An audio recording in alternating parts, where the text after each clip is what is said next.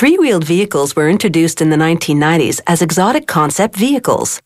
This one is like a motorcycle on steroids. It has what's called a reverse trike design, 2 wheels in front and 1 in the back. It hugs the road like a race car, yet is legal to drive through city streets.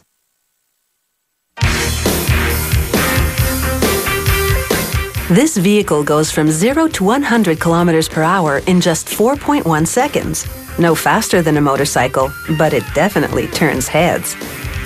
Production begins with 34 steel tube components that will form the vehicle's chassis. A worker places them in an assembly jig. This positions the tubes for welding.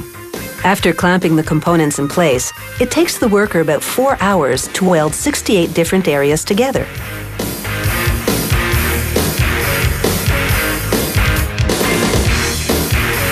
For efficiency, 13 of the larger, more complex structures are pre-assembled. The steel tubes measure 3.8 centimeters in diameter, but the metal itself is only 1.5 millimeters thick. They're like those used in the aviation industry, strong yet lightweight. This company uses a visual reference method to assemble smaller parts of the vehicle.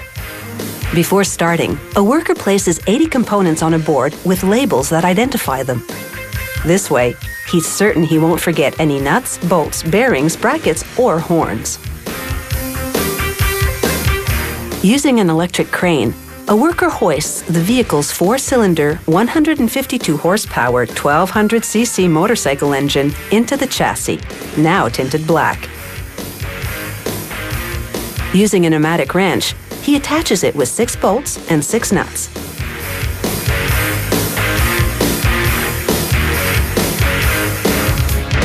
Here, a worker assembles the 50 parts that make up what's called the footbox.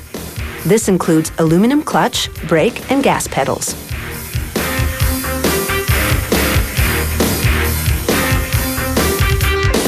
The brake pedal is thicker to withstand more aggressive use. The vehicle decelerates from 100 kilometers an hour to 0 in just less than 29 meters. He coats part of the brake pedal with a liquid sealant so vibrations won't loosen it. Another worker then mounts 2 output hoses and 2 plastic reservoirs for brake fluid. The brake fluid must withstand heat of 343 degrees Celsius, 30 degrees hotter than what's required for most cars. This enables better engine performance.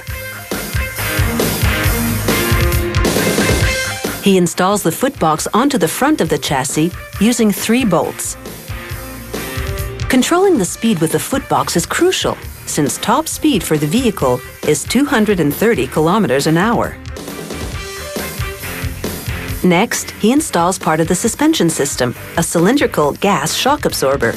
This attaches to the brake system, which is a zinc-plated rotor and an aluminum caliper. Then they attach what's called the 4-into-1 exhaust manifold. The 4 pipes merge into one to vent the exhaust fumes from the engine. They install the electric fan and radiator assembly. Next, a worker attaches a removable leather-covered aluminum driving wheel to the steering column. The driving wheel locks into place with a spring-loaded latch system. Just like a race car, you attach the steering wheel after you sit in the driver's seat so that you can get inside the vehicle. The collapsible steering column is part of the instrument cluster. This includes dials showing the vehicle's speed, mileage, and fuel.